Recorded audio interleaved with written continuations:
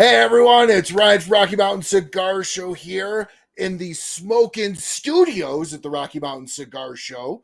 Thank you so much for joining us on yet another live Thursday night show. We've got an absolutely fantastic guest, very close friend of mine, somebody that told me no in the beginning, made me work my ass off and prove myself, and finally gave me a shot, and is somebody that we have become very good friends throughout this whole experience and me doing this show. Quick little show maintenance. Again, if you are going to be in the Denver area, please try to find your way to our event on July. I got to do something different with this. This is ridiculous. The fact that I got to stretch over. I should have made it over more, but oh well. July 21st at Dunafon Castle. This is our second annual Rocky Mountain Cigar Night. $150 a ticket per person. You're going to get complimentary cigars, open bar, appetizers, a challenge coin, a great glass that I will actually show you. So we have two sponsors on the glass. Let's see if it'll focus. And it probably won't. But we have our logo on the front. See if we can get it. Nope. All right. But we have our logo on the front. Axe and the Oak has sponsored the back of the glass to be able to help us give more money to this charity. Live music, live and silent auction as well. There are only a few tickets left, so please jump on to Eventbrite. You might be able to even scan your screen for the QR code there if it's big enough. And jump onto Eventbrite and do not wait. Buy a ticket. I don't know how many parking tickets are left, but definitely buy your ticket while they are still available. Everything goes to Shadow Warriors Project, which is headed up by Mark Oz Geist. If you're familiar and remember the whole Benghazi thing that happened under the Obama administration, Mark Oz Geist was there, was part of it. And he's also depicted in the movie 13 Hours as well. So everything is going to go to help them. Check out Shadow Warriors Project. Just Google it, and it'll take you right to their site. They are looking to get, I think it was like a 30 to 60 acre farm out here in Colorado where they can actually bring vets and soldiers and first responders down and bring them into the dog training process for the animals that they're about to receive. So it's a lot of money. It's a lot of good they're doing. So definitely, if you're able to come, please jump onto eventbrite.com, look up Rocky Mountain Cigar Night, and get your ticket while they are still available. Now, big shout outs here to all the show sponsors. As this is a sponsor episode, being that Jarrid Trudeau of Kristoff is on, I will not be showing banners along the bottom as Kristoff is featured on tonight's show. So with that said, a big shout out to all the show sponsors that do make this possible. BAMF Cigars, ROCF Cigars. Look in the details below. Use my promo code RMCS15 for 15% off the entire website of either BAMF Cigars or ROCFcigars.com. We've got K by Karen Berger Cigars, soon to be called Karen Berger Cigars. We've got Sagrado Cigars. Big thank you, shout out. New Air Humidors. We've got Micallef Cigars. Big Sky Cigars, Brandon Marsh and crew over there, Cornell and Diehl Pipe Tobacco, and of course, tonight we're featuring Kristoff Cigars. So, enough me talking and blabbermouthing. Let's go ahead and bring in somebody that actually people want to listen to. So, here we go. Jarrid, how you doing, buddy? Hello, how are you? What's going on? Not too much, man. I just got to adjust my camera here just a smidge. All right. How you been, man? I've been good. I've been busy. I've been traveling. Got a lot going on. I've been at the factory a couple of times, so it's been a busy year so far. Awesome. Well, I tell you what, I'm going to share the show on Facebook. While I'm doing that, tell everybody what you were doing down at the factory. Give everybody a little taste of what's to expect next month at PCA from you guys. Yeah, so Glenn and Ward and I, Glenn, who's the owner, Ward, who's our COO, and I were down at the factory for about a week. and we're working on the new projects here for PCA. So we've got some pretty interesting projects coming out and stuff that we're really excited about. Stuff that I've been smoking a lot out of my new air humidor. Plug. And we've got the PCA exclusive this year, which is a really, really unbelievable. It's the original Maduro with a Brazilian Maduro wrapper, Dominican Nicaraguan fillers, really, really nice. And it's in a box press Toro, which I love box press cigars. I don't know. Same here. What most people smoke, but I just, for one, am a sucker for box press cigars. So Absolutely. we're doing it a box press Maduro, which is going to be really, really good. I've been smoking it. It's excellent. Very excited about that as a nod to the PCA organization. Then we've got a Nicaraguan project with our first Nicaraguan Puro, which is really cool. We sourced some excellent tobacco from Condega, from Esteli, and that's going to be called the Kristoff Nicaragua. So it's going to be a Nicaraguan project, really, really nice. And that's a cigar where when we started putting the blend together, Glenn Ward and I just looked at each other and we're like, shit, like this is really good. Like we were absolutely, usually it takes a really long time for the blends to come together and stuff. But after a few days of working through this blend, we just kept coming back to the same thing and made some small changes. And I'm super excited about this, if for no other reason than just to be able to smoke it on a regular basis when it's in production. I mean, it's so good. And then the last project that we can look forward to is it's called, we don't know what the name is going to be yet. We know what we want the name to be, but it's basically a project using some of that great Nicaraguan tobacco that we bought, but also some of our other Dominican, Brazilian tobacco that we typically use. It's going to be an homage to the guy Rolando Villamil, who ran our factory for 18 years, who is a dear friend and mentor to all of us, passed away last year. And so and Glenn's best friend, who is also a big part of Kristoff's growth, coming down to the factory with us, helping us set up trade shows before we had booth builders, all that stuff, and just an all-around excellent guy. He also passed away tragically in an accident. So Glenn lost these two guys who were real mentors. We all lost them. And you said within 6 months or so of each other, right? Yeah. So it was really close. So tough year going through all that stuff. But we want to make a project to honor them. So that'll also be coming out at the trade show, honoring the three of those guys. And the cigar is absolutely outstanding. Glenn, when he was going through the blending process with us, he really wanted to make sure it was something that those guys would have really liked, the kind of project that they would smoke and enjoy. So it's really special to us. It's a really important project, and that's what we're working on. So a lot of really exciting things coming from us in the next month or so that we're going to start being able to see in stores, in the following months.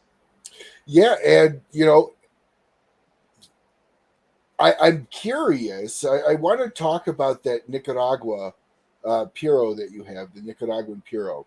Yeah. Kristoff's standard profile is usually in that medium to mild category, full flavor, medium body, nothing that grabs you, breaks you down. Is that Nicaraguan Puro going to have a little bit more of that oomph to it? Are we going to be getting a heavy cigar from Kristoff now? It's not, I don't know. I think you blend to some extent to what you like, and this Nicaraguan project is strong.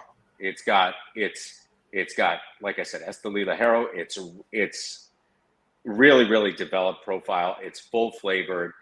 But again, it's not unbearably spicy. It's not, an ass kicker for the sake of being an ass kicker. It's something that I think anybody who likes medium full cigars is going to really love without it being in that Maduro profile. Like we make a cigar now, Corojo Limitada, with the orange band. Oh, very good. Yeah, that cigar has been rated really, really highly. It's a great cigar. And I think that's probably the strongest cigar we make.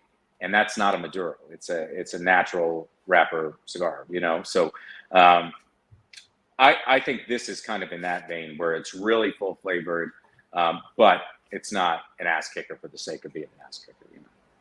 Yeah, and to your point, wrapper color does not determine. Not at all. It's almost the opposite. It's almost the opposite in truth, you know. Yeah. So I mean, it's just, it really depends on that binder and that filler and what you kind of pack into it. So we're releasing how many new at PCA again? PCA exclusive. Yep. For one, which is the original Maduro box press. Correct. The Nicaraguan project and the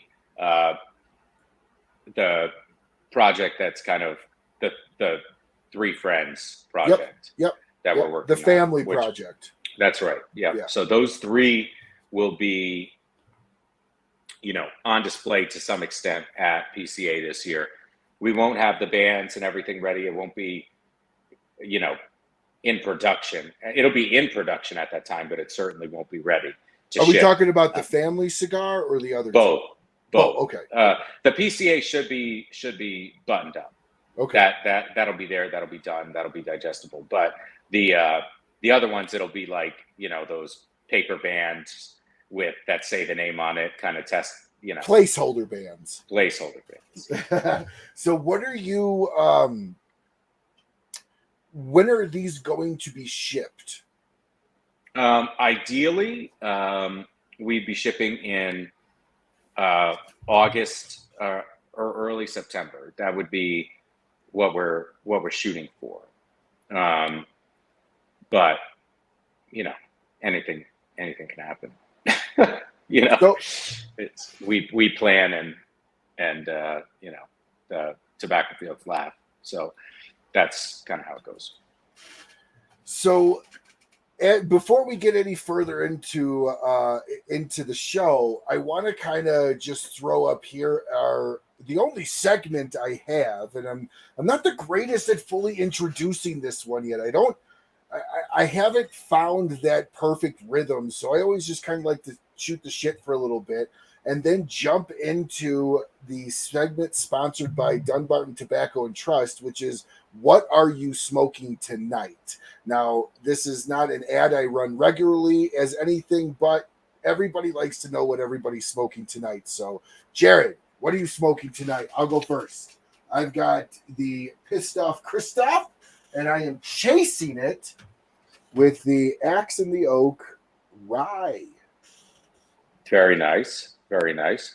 I am smoking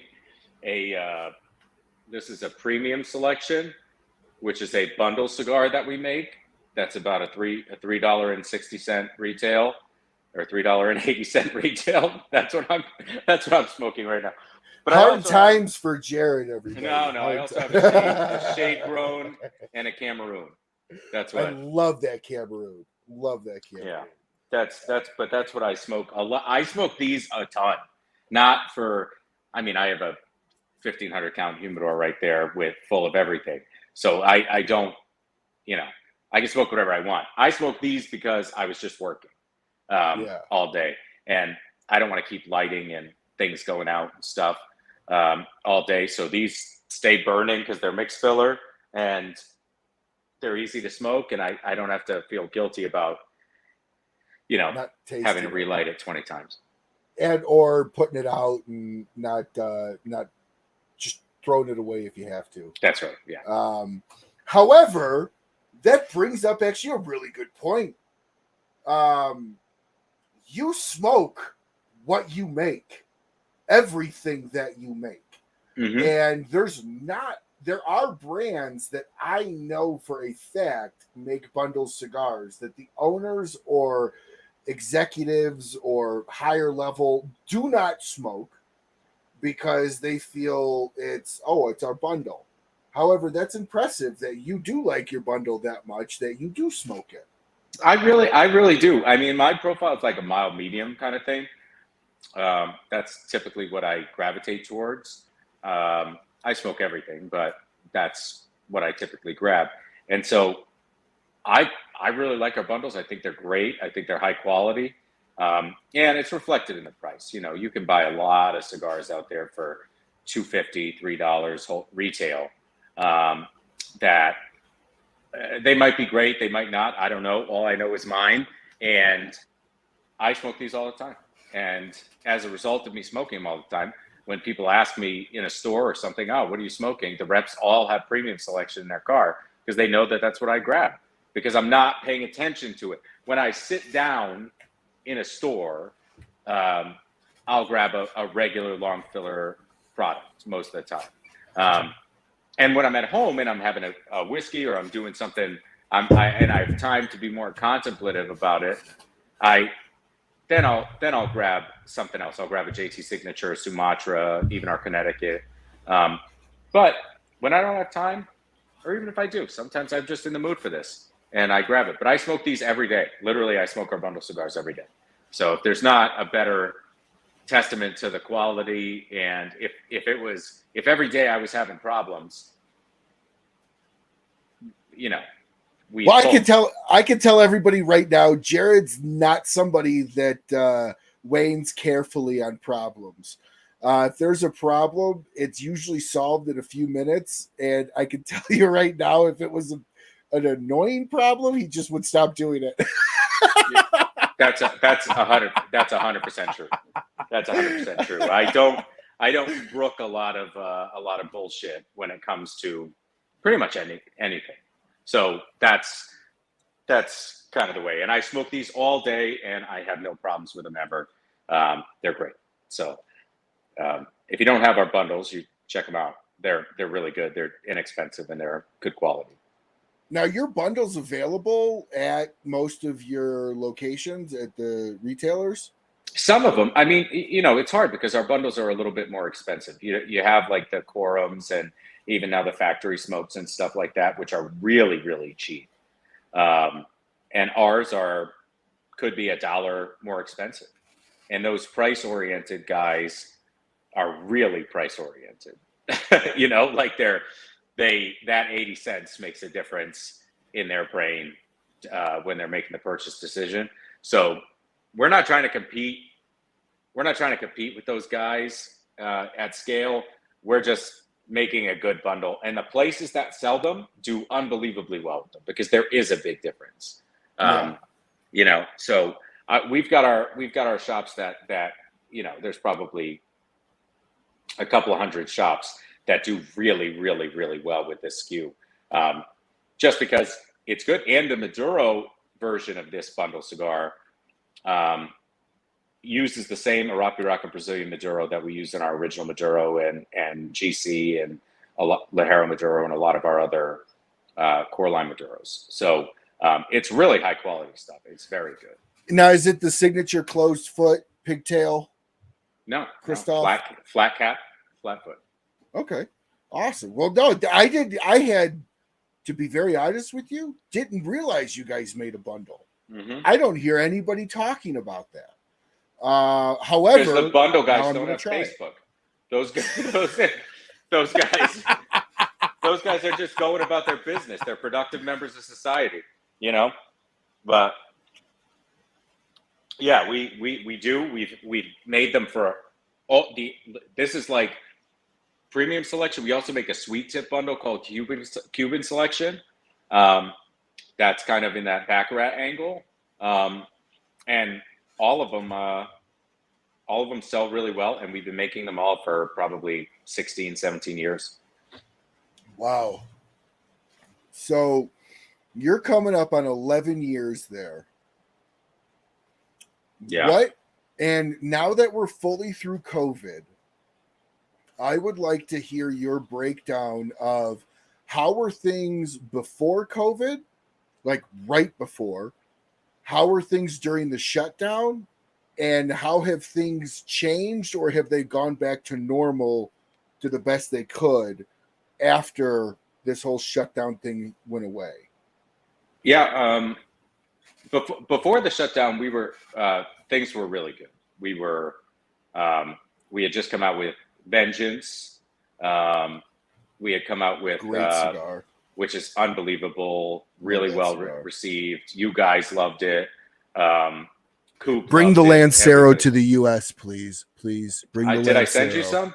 You did, and I had one left, and I smoked it a few days ago, kicking myself in the ass because I thought there was another one at the bottom of my humidor in the back, and I'm all out. But I've made those 10 that you sent me last a year, and I love that cigar. But anyways, didn't mean to interrupt. It's so good. I'll send you more. But they're so we had just come out with some stuff that was getting number 1, number 2 ratings. We were doing really well. Things were really good. And then COVID happened, and we were like, kind of what the fuck? Like what? Hi, Bruce. We're kind of like, what is going to happen? Like nobody knew. In spite of all the emails that you got from fucking Sunglass Hut and all these other companies that were like, now I've got Sunglass Hut in my email telling me how to survive a global pandemic. And it's like, oh, thanks guys, but we didn't know. Nobody knew what was going to happen. And we made the decision very early on that no matter what the sales impact was, we were going to keep all of our staff on.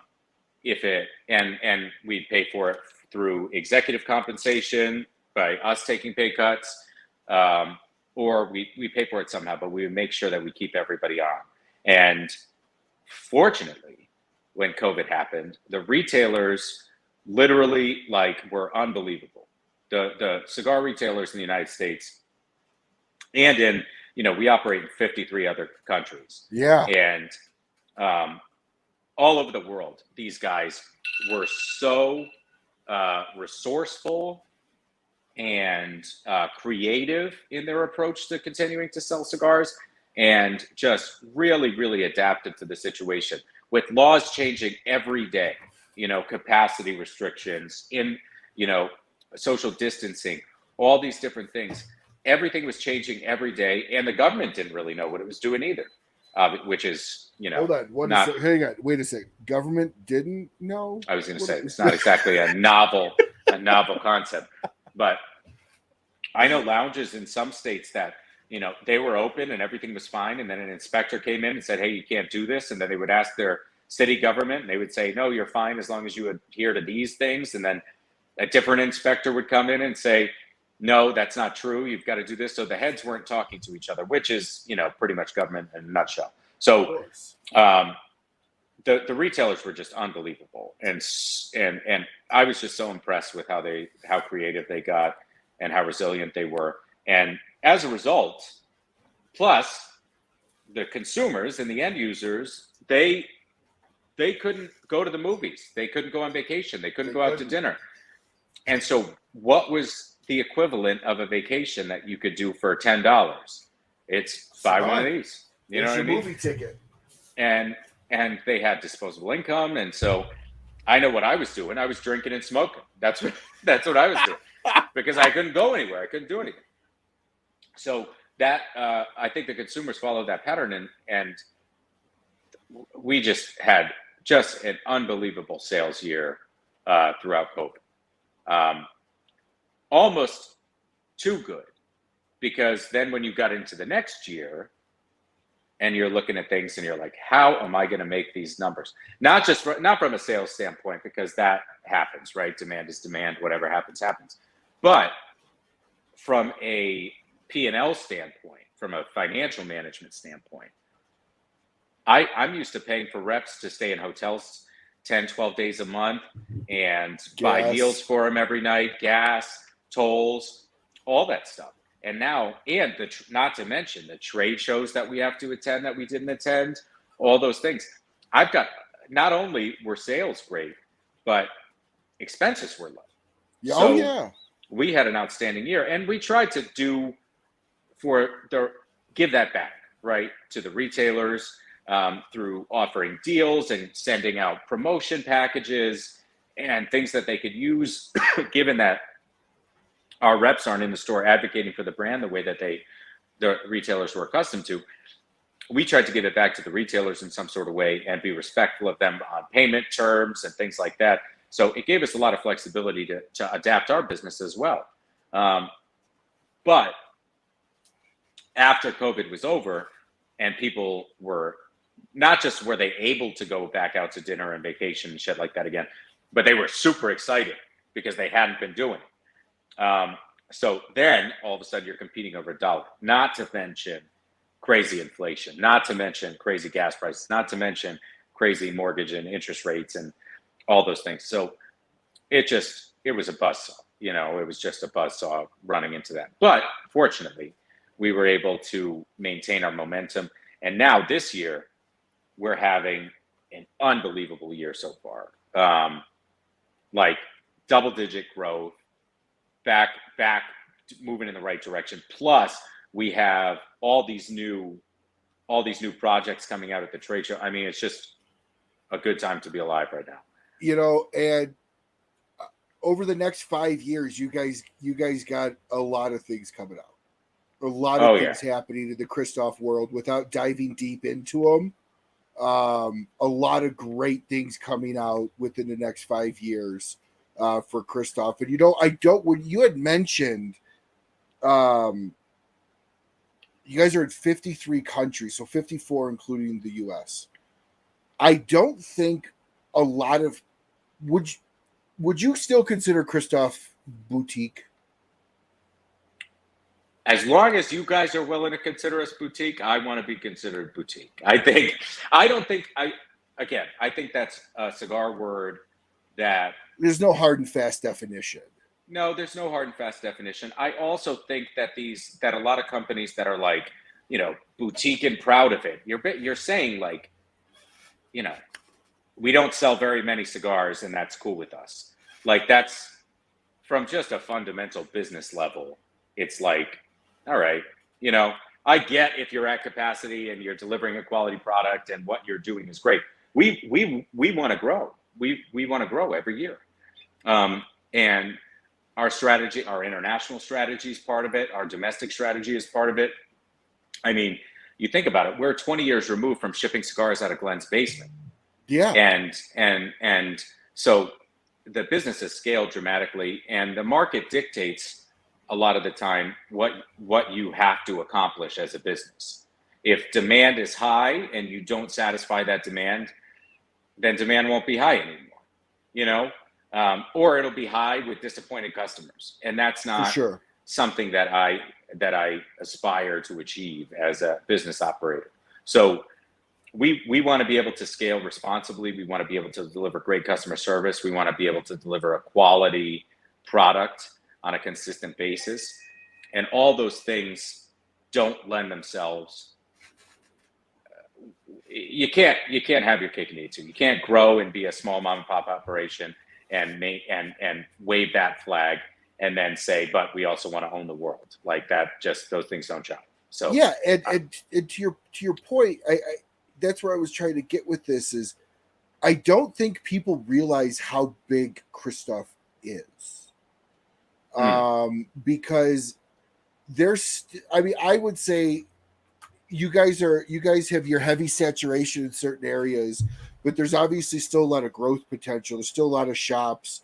There's, in my opinion, probably only like 5 brands that everybody knows at every corner of the planet. But I don't think a lot of people realize the scale and scope by which Kristoff really is. 54 countries, 53 overseas, 1 in the US. You guys aren't small. You guys are but we're getting also it not done. big. No. But you're getting it done in a way that you're not sacrificing quality. You're getting your name across the world. And there's a lot of companies that may be at your size that don't want to dabble overseas. So when you guys were looking at dabbling overseas, there's a whole lot of rules, regulations, bullshits dealing with one distributor. What made you guys want to actually expand into that versus 100% US? I mean, does that question make sense? Yeah, it does. We saw what we were able to achieve here in the US. And we thought that with the right partners, everything we've done here scaling in the US has been responsible and cost justified. It took us longer to scale than a lot of companies. And it's because we wanted to have real P&L implications for that scaling. You know, we wanted to make sure we were in a position where it was cost justified to hire in-house sales reps and expand our footprint. And then a lot of decisions that we made that we could attribute to scaling, like buying our distributorship in Miami and our warehousing and distribution infrastructure, buying a lot of those, you know, they weren't like financially positive immediately, but we did it because we wanted control. We knew that a lot of times, that's right. We knew that a lot of times the way that the consumer and the customer, that being the retailer, interact with us is through ordering and shipping process. So we knew it was more important for us to be sure we had control over that process, because that is one of the few touches that we get with the retailer on a regular basis. We knew that was important, and so we invested in buying that. And it lost money for a while because, you know, we didn't go out there and try to get other people to distribute for and things like that. We just wanted to make sure we were doing a good job operating it. But now we distribute for other companies and things like that, and it's turned into a profit center for us. But everything we've done has been cost justified. So the international expansion is one that it arose from great partners, whether it's the Kleinlegels in Germany or the Bondis in Canada, or like really, really good, strong, solid partnerships that make us feel confident in kind of taking this leap with them and supporting them. So last year I did 2 weeks in Germany, just doing events. But now that's a totally, real quick before you get into that, sir, that's a totally different experience, because you don't really have control over sales over there. You're more or less giving them your baby and hoping it comes back with wanting more. And so being that you guys do have it in-house, how much control over that European sales do you actually have as far as training, or are you just hoping for the best? Yeah, it's kind of, you get what you put into it, kind of like anything else. We find that the more we work with our partners overseas, the more direct action we take with them, the better the output is. So like when we did those events, we did more than 20 events in a row in Germany, and I'll never do it again because it was just a really long time to be on the road and lots of drinking, right? Lots of drinking, lots of beer, lots of sausages, it was just a lot. But it was really worth it. I mean, the accounts really appreciate it, and they don't see a lot of principals over in a lot of these countries. Exactly. So it's interesting because you go into a room there and there might be 60, 80, 100 guys coming for this tasting because they're excited about it in a lot of these stores. And the owner of the store will tell you like, all right, Jarrid, go ahead. And you're like, go ahead, what? You know, here in the US, you do an event, there's a table with cigars, you're offering deals, you're talking to people, answering questions. There's like a format to it, right? Over there, it's illegal to incentivize the purchase of a cigar. So you could Europe or Germany? All of them. Yeah, all of them. Wow. We can't do buy one, get one. We can't do like buy 5, get 1 free. We can't do buy a box, get hats and shirts and stuff. We can't do any of that. Wow. So you could do an event for 100 guys, and at the end, they'll walk up and they'll come up to you and they'll be like, see, and they'll have 3 cigars in their hand. And you're like, what the fuck? Like this is crazy. But then the shop owner will come up to you and say, this is the best event we've ever done. And it's like, wow. All right, it's just a different perspective. So what they're really interested in is the education part. So you'll stand up, like I said, the shop owner will say, hey, go, all right, Jarrid, the floor is yours. And you're like, for what? What am I supposed to do? Just talk for an hour about stuff? And when you ask the room, like, hey, does anybody have any questions? Most of the time they're like, no, because they don't want to speak out loud, or they don't want to be embarrassed or whatever. But then invariably you run out of shit to talk about that's entertaining. And I kind of go from group to group and ask them how everything is. And they have 100 questions each about all these different things, because it's a hard thing to learn about. Cigars are a hard thing access-wise to really learn about. Yeah. So they're really, really excited on that kind of individual level, but on a group level, it's really like pulling teeth to get people to ask questions and things. So it's a totally different experience, but really rewarding. So doing something like that for those guys, we'll see a huge growth here with that distributor. But obviously there's not enough time to manage, the U.S. infrastructure and also do events and kind of beat feet in Europe and all over the world. So it's definitely an interesting experience. So what is something you love about the any European lounge you've been in, and versus what? Oh, let me ask you different. What's something they do differently that you wish was done here? If there is something. Yeah, most of them don't have TVs, which I think is really interesting. The guys that are hanging out in the stores are really talking to each other and spending time together. Also, a lot of the events are ticketed events, which we do have here.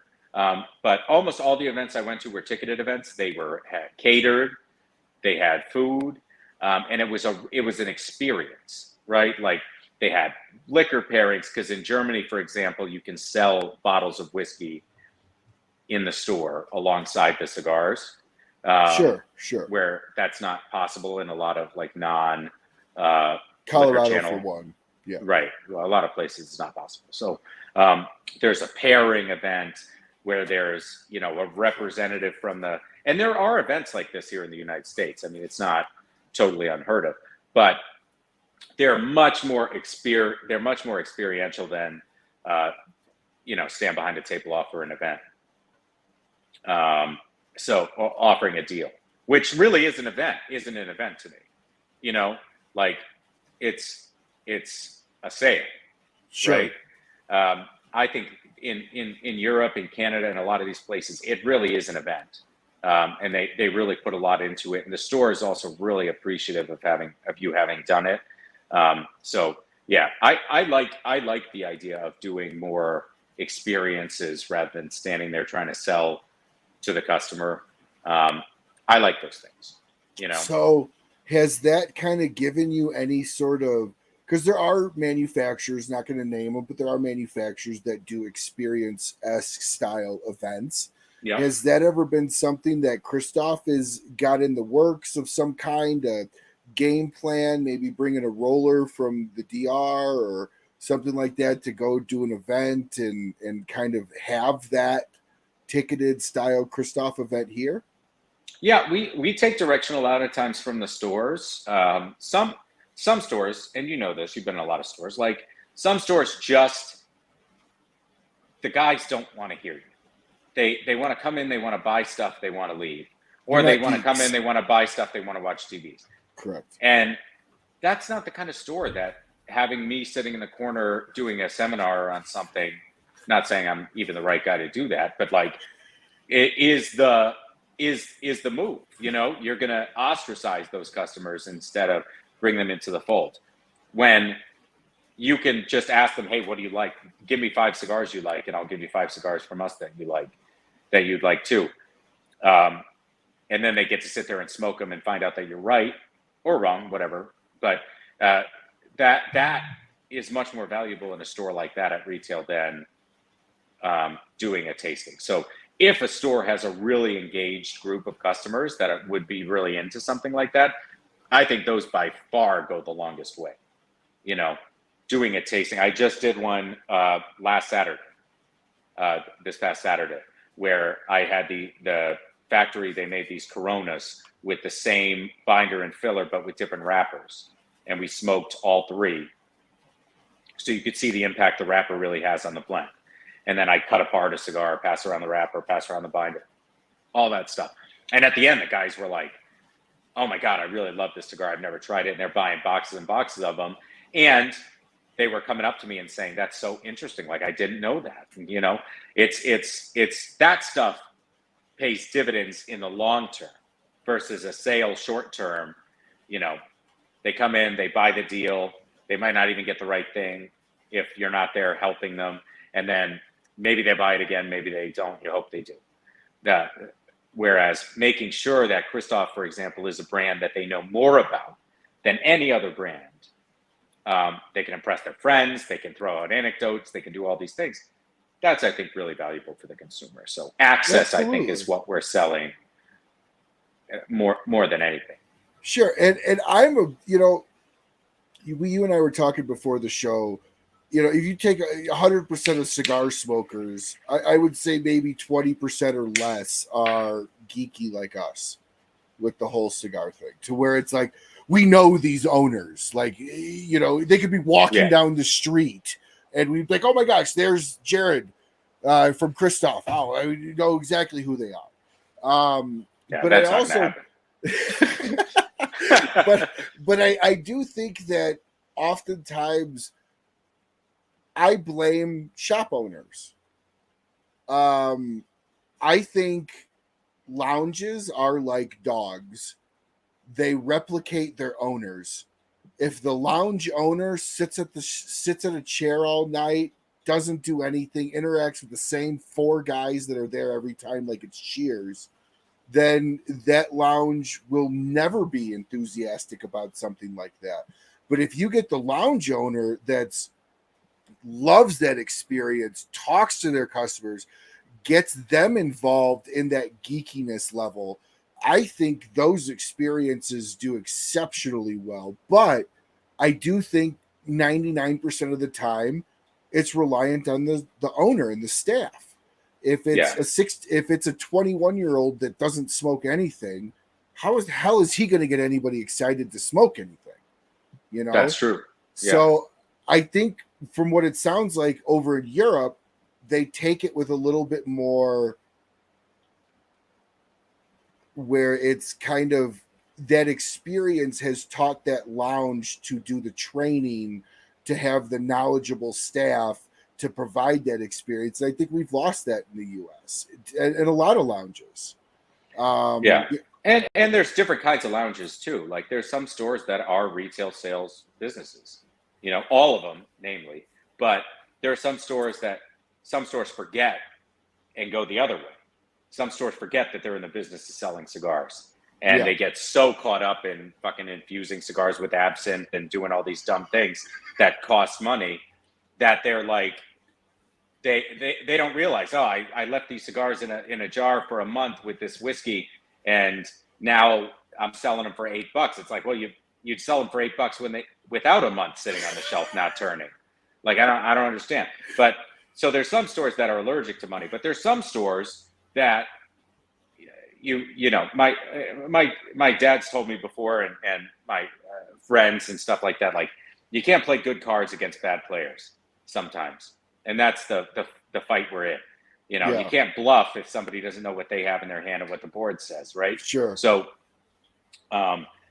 you that's what we do. That's how we've grown, is by partnering with retailers that are about their business, that we can have an impact on, if they let us. And then it's just, you make yourself available, and if they take advantage of it, they take advantage of it. If they don't, then somebody else is. And is doing great with us. So there's some, you can go the other way too, but I think that's a pretty good analogy, that the store takes on the personality of their owner. The just off the top of my mind, like, the retailers that I know that have a really engaged clientele are really engaged retailers that ask good questions, that want the experience, that want the access, that want, you know, to ask questions. So absolutely, their customer base is only going to be as knowledgeable, and most of the time as knowledgeable as the owner, because the vast majority of the time their knowledge from a cigar comes from the owner or that staff. They're not reading the aficionados, the the cigar journals the vast majority of the time. And so, you know, Abe over at Smokin' always says this, you know, I sell the same cigar as the guy 10 feet away from me. Why do they come here versus there? It's the experience. It's what you provide in the store that makes people want to show up. You know? And Abe's a great example of a really engaged retailer that's creative, that comes up with interesting ideas, that is a great partner for a lot of his manufacturers. And the store takes direction from that. The store takes direction, and lines gain momentum from that as well.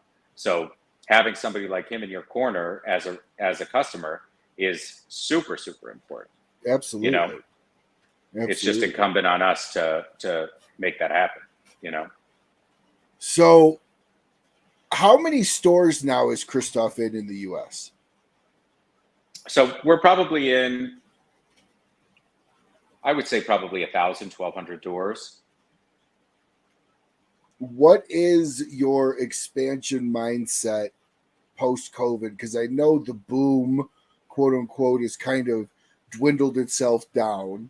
I mean, when you listen to, I had Dave Garofalo on last year, and he was talking about how he actually has been encouraging business owners to cancel their back order and reorder because the boom is like, you don't need 50 boxes anymore. Like people are back to normal. So what is your expansion model now that you've tasted what that boom was, what the expenses that you saved? So kind of, have you guys rewritten your model, less time out in the less time on the road, or, you know, focusing in different areas now post COVID? Well, one of the things that was a focus for us during COVID and remains a focus for us is doing a better job via packaging and media and things like that of working to sell our cigars better, or working to sell our cigars better for the retailer, and making it less reliant on the rep relationship with the store to, you know what I mean? Like, we've got to do a good, and it benefits our reps, it benefits everybody. Doing a better job as a company of telling our story. So redoing packaging, trying to keep costs similar and not doing 10 price increases a year, doing things like that, which are kind of unspoken, unsung heroes in the cigar business, you know, like there's no nobility in poverty. So sometimes you just have to increase prices. I get that, but pigs eat and hogs get slaughtered, right? So we try to keep things the same. We try to be consistent in quality. We try to maintain customer service and our infrastructure in such a way that the customers get what they ask for when they ask for it. Now, do we have the same back order problems a lot of companies do? Yeah, we have the same. That everybody has the same supply chain issues, whether it's sourcing wood at the box factory, whether it's hinges, whether it's whatever, especially raw material, especially tobacco.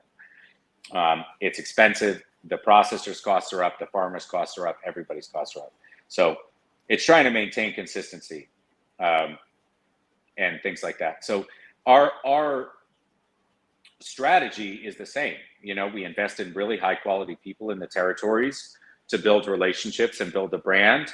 We try to keep them happy. We try to keep them fed, and we try to deliver a product that they can go out there and stake their reputation on. And that really hasn't changed, whether it was through COVID or before COVID.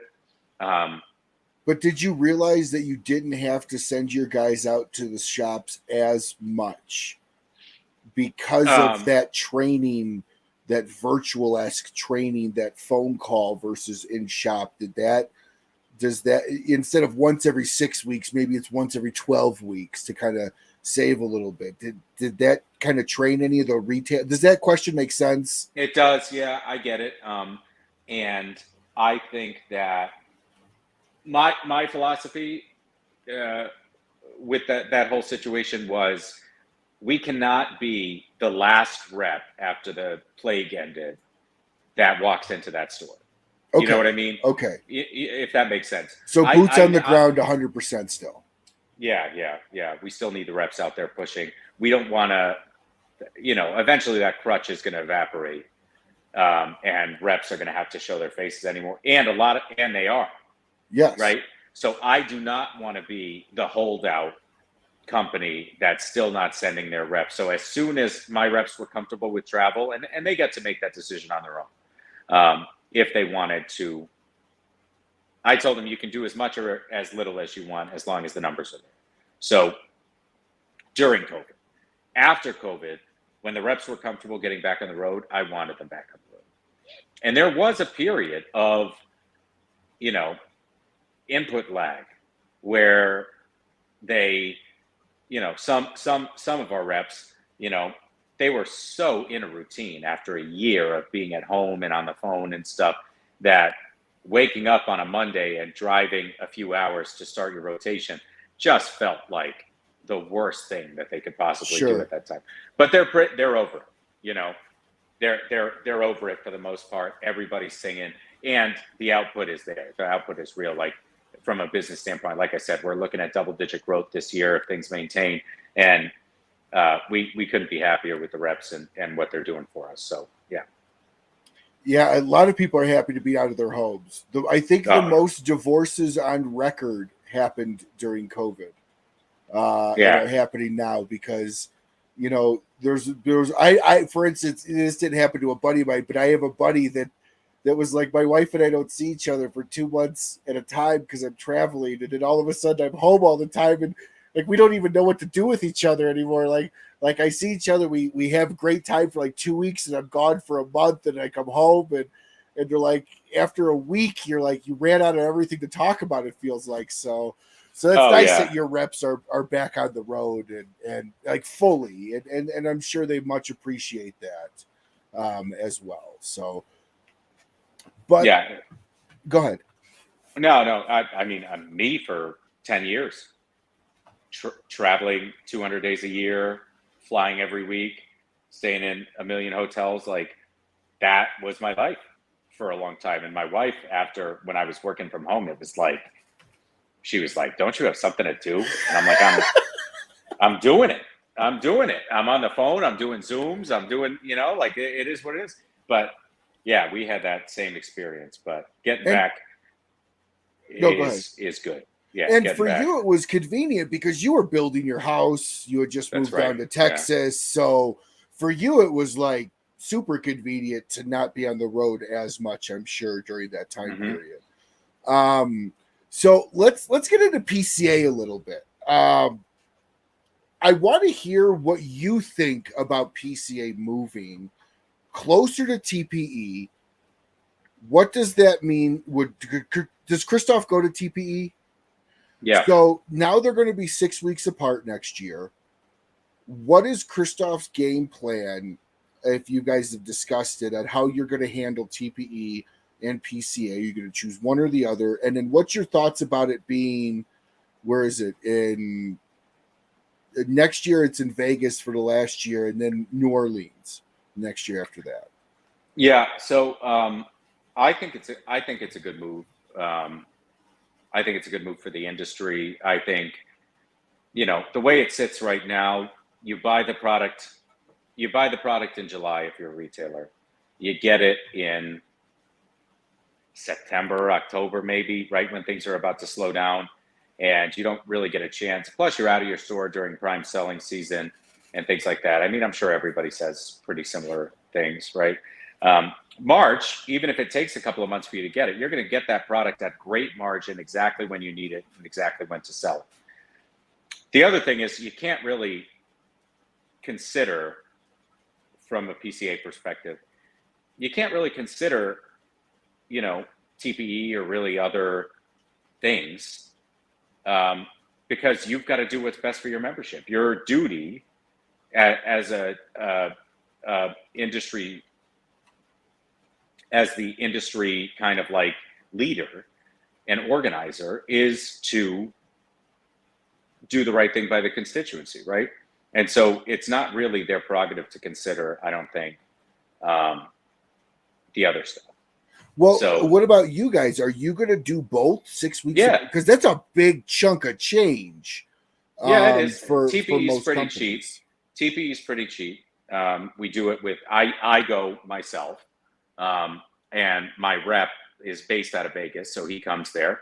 We have 2 8-foot tables. It doesn't cost us very much money, and we see customers that we otherwise wouldn't see. Or the customers that we do see and will see at PCA and TPE, we get more time with them because I'm not being pulled. I mean, you've seen at PCA, like if you come into the booth and say hi, I'll be like, hi, Ryan. Like, and then I'm getting pulled meeting to meeting to meeting because it's busy. At TPE, you can sit down at the table. We can talk. I can find out how your business is. We get a lot more time with the customers that do show up because it's attended so heavily by a lot of non-tobacco, businesses. You also meet customers that are different than the customers that come to PCA. So I think they both have their value.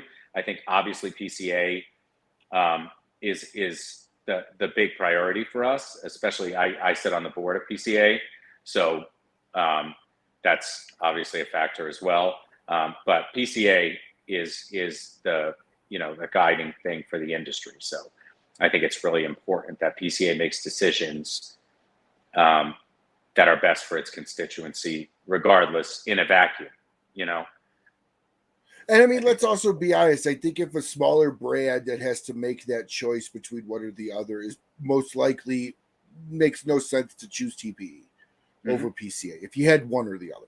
And that's the only downfall I see of it being 6 weeks apart, is for the smaller brands that can't afford the dual trip, is them having to make that decision. Now, what's your thoughts on it going from Vegas to New Orleans?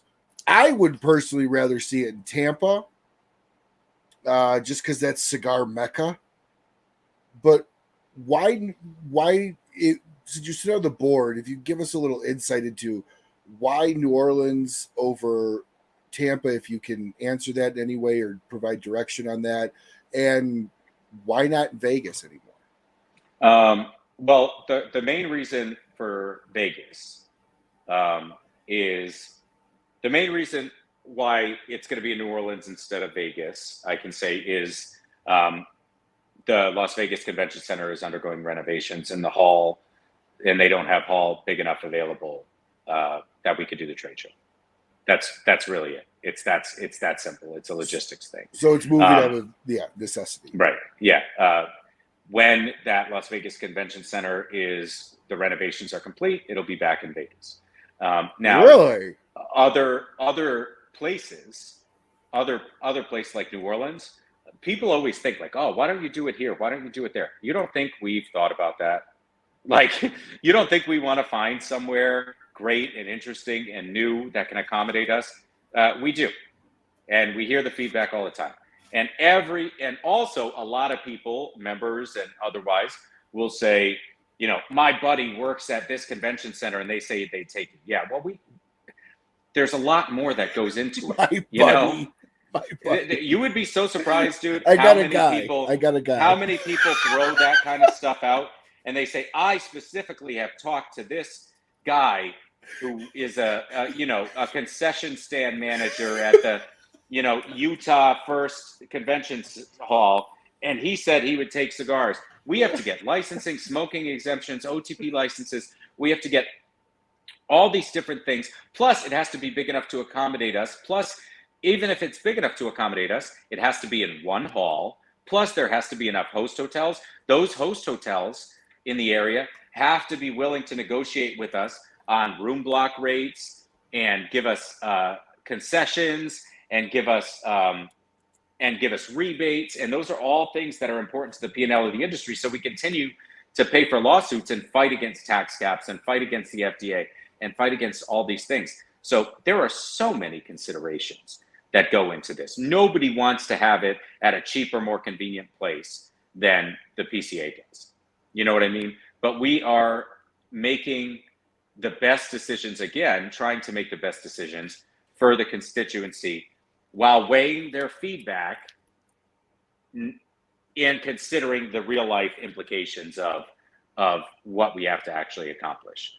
And for all intents and purposes, the PCA last year was the best attended PCA in 8 years or something like that. It was a great show. Everybody sold well. The feedback was all really positive. So the idea is to do the right thing by the membership, and that's first and foremost among everybody who sits on the board and everybody who is employed by the organization. So you put it in a totally different light than kind of how I was thinking about it. So I appreciate that. I was in my mind, I'm like, why not have it in a cheaper location? But I guess I didn't take into account the regs, the licensing, the we have to sell 12,000 rooms, right? 12,000 rooms. Yeah, but and it's multiple nights and things like that. But what even if a market has those things, what area in this country can you have 12,000 room nights available at a good deal with a convention center that's big enough to accommodate all of those, with the ability to walk back and forth and network? Because what everybody says they love the most about the trade show is seeing their friends and being able to reconnect with manufacturers and the convenience of everyone being together in the same place. Sure. Where can we achieve that without Ubering around and adding additional expenses to the membership and all those different things? I mean, it's difficult. And that's not even factoring the idea that a lot of these places don't want us. A lot of these convention centers don't want 2,000 people smoking cigars, 3,000 people smoking cigars. A lot of people don't want that. So even places you would think would want it won't do it.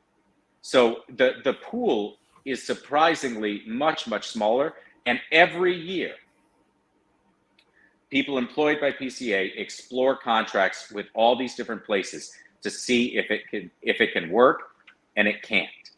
So the places we do it are the places that, and just this year, I'm not going to say where, but just this year, we've got 2 new prospects for states and places that we can do it, that we're exploring. There's tons of stuff. There's nobody that wants this to be good more than the organization, because this is our primary fundraiser for the legal fights. So I can tell you that there is no group more engaged in doing the right thing by the membership than the PCA board that's sitting there right now. Now, you had brought up legal stuff. Obviously, FDA is coming after cigars stupid hard for some stupid reason. What is Kristoff doing right now to assist in that fight, outside of you being on the board of PCA and helping outside of Kristoff in that level? But what is Kristoff's doing themselves to kind of help and promote that and fight that fight? Well, in addition to sponsoring, PCA and CRA as well, we're a sponsor from CRA, and all those other things. Glenn himself has gone to DC to walk the halls and meet with members of Congress and things like that. Plus, on a state level, we support several cigar merchants associations through their charity fundraisers and through general sponsorship. It's pretty much whoever asks us to get involved in their fight, we get involved. Or if we see an opportunity ourselves that the reps bring to me or something, we do it. So we support everybody who asks for our support, notwithstanding the enormous sponsorship cost of PCA attending that trade show, which is the manufacturers are the core subsidy of this legislative fund. So, and that's a huge reason to also support Kristoff, because 100%. there's a lot of brands that ride coattails of other brands that throw their 2 cents in without throwing any sort of financial backing of putting their money where their mouth is. So it's a great thing to support companies like Kristoff that actually are putting their money where their mouth is. They actually do have their leadership up in DC. And that's a big promoting point to support a brand, right? For sure. If you like a thing and somebody is working hard to protect that thing, you should like them too, you know, and it's really important. But, you know, a lot of companies don't, including us, we don't do a good job of telling that story, you know, and that's what we rely on guys like you for, you know, to be able to give us an opportunity to talk about the other things. And I also think there are a lot of opportunities, you know, that we can do a better job. And one of the core focuses for PCA is doing a better job of talking about what that organization really does for its membership, and for whether it's legislatively, whether it's on a state by state basis. We've got to do a much better job of getting that information down to the retailers, and we rely on the retailers to get that information down to the consumers. When the consumer gets to vote with their pocketbook or their wallet when they walk into a humidor. So we can hope that that message filters down to the consumer, but a lot of times we don't know.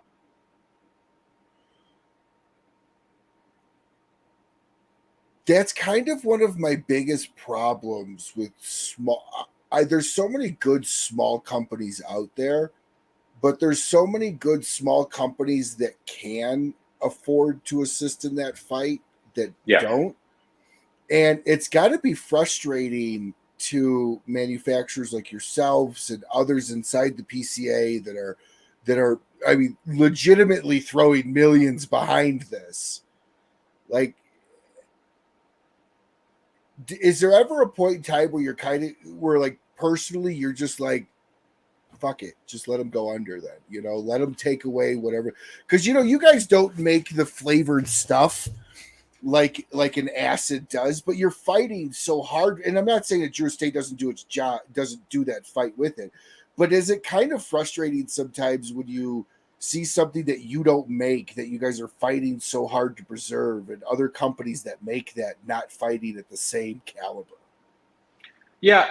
I don't know, like speaking for myself, like we don't do nearly as the most, you know, like there are like Rocky and all of these other guys that are really, really hyper involved and really put their money where their mouth is in these fights. We're not a huge company. And so we do what we can afford to do, and we make That's my point though. That's my point. Is you find the ability to do what you can do in the fight. Yeah, what bothers me more, I think, Ryan, is companies that do show up and they do attend, and they are basically spiteful of the show, you know, and what the organization does, or they're hypercritical of every decision that the organization makes. And they're, as a constituent of it, they're totally entitled to it. You know, you're totally entitled to feel however you want to feel about it. But I don't think anybody could disagree that what PCA is trying to do is good for the industry.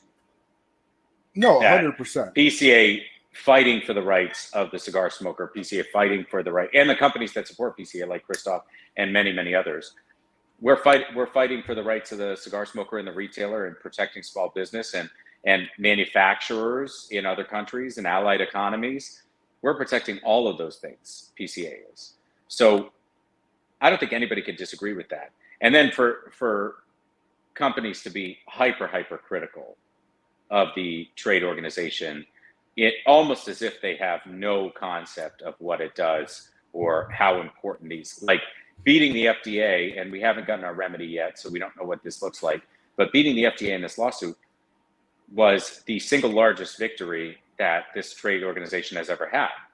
And yes, all PCA. And yet you still have people talking about these little tiny details in terms of that they care about, that they think is, you know, like, why are you doing this to me? And it's like, we are trying to protect everyone at the same time. And we're doing the best and the organization is doing as good a job as it can do. If you have feedback about that job, go ahead, say it. But you have to say it with the thought of, these are people that dedicate an inordinate amount of time. Now, especially being on the board, there is a big time commitment. There is a lot of stress and a lot of work involved in making this event happen. And then when you show up and they're like, oh, the sandwiches suck, you're like, fuck you, buddy. Like, oh, did they? Because I've been working a year or 18 months on making sure that this is good and protecting your tax caps and doing these things. But I'm sorry, the sandwiches suck. Like, what do you want me to do? Right? Like, get back there and put a hairnet on now? Like, what else can we do? So the feedback, some of it is warranted sometimes. We can definitely do a better job, and we need to hear from the membership as to what we can do. But some of these inane criticisms or almost open spite for the organization are just so misguided. It's unbelievable. So the thing is, we have to rally together as an industry because we're not a big industry. We have to rally together and be on the same page. And the outliers that don't stay on script with these things literally are brought up in PowerPoints that the FDA shows us about marketing to children, about doing these things. And these guys have this rabid, some of these people, they have this fan base that thinks that they're doing the right thing, and they are just so misguided. When we see a box or the name of a cigar or something like that in a slideshow that the FDA, they're paying attention. They have people that they're paying tons of money to, departments that are paying attention to this shit. And when you are an outlier, when you are doing these things that are contra, self-regulating and things like that, all you do is hurt everybody. You're not a rock star. You're not a hero. You're not cool. You're not edgy. You're a fucking asshole. And that's what we need to get on the same page about. This is why I love Jarrid, everybody. You get nothing but brutal honesty coming from him. I tell people that have asked me, oh, you know Jarrid? Because they're big Kristoff. I'm like, yeah, I know Jarrid. Like, oh, what's something you would tell me about him? And I'm like, if I ever met him, I said, don't ask a question you don't want the answer to. That's so true. So with that said, what is one thing before your time with PCA, of you being on the board, that you had a preconceived notion of beforehand that completely changed when you got on the board? Yeah, you know what? For me, it was the thing that we were just talking about. It was why do we have to do the show here? And now on the inside, if you saw how much effort went into site visits, meeting with these people, constant follow-up, like Liz at PCA, who works for PCA, that's all she does is coordinate these trade shows and work on these contracts and things like that. And if you saw, we have a whole board of different locations and what's going on and what the costs are and what the P&L would look like and all of these models. If you saw how much really went into site selection and how really restrictive it is in terms of being able to accommodate us, being able to accommodate could we go to a smaller hall and everybody have smaller booths? Probably we could. But these guys, the population of retailers doesn't change. A lot of these companies need the size booth that they have. They have the size that they need to accommodate the business that they're getting. So you can't go to them and say, hey, you've got to have a shittier booth. We've got to give you a shittier product because a couple of people wanted it to be in a different place. Like, that just isn't it. We have to find a way to do, like, any compromise is when both parties are equally dissatisfied. And that's what we have to accomplish. But I don't think we have to do that. I think Vegas is a really good place for the trade show. It gives the closeness, it gives the networking, it gives the host hotels, it gives the venue, it gives all these different things that we need. And we can put a really good product on the floor, as was evidenced by last year when we had the attendance numbers that we did. So, yeah, I think we're finding a way to kind of have our cake and eat it too. PCA is. And as a manufacturer there, we had an unbelievable show. We had a record-setting show. So yeah, I heard last show was great. Yeah, it was great. So They're delivering a fine product to me as a manufacturer and a board member. You see how much work goes into it, and you're like, wow, this is a real accomplishment to be able to achieve a show as well attended and as successful as that was. Well, I hope one of these years I get to be able to go, but they want like $600 for media passes, so yeah, it's really expensive. Yeah. But I want to kind of focus a little bit for the rest of the show on you. You had a big move to Texas in the last few years. His address and phone number are in the description below. He loves phone calls. Show up at his house.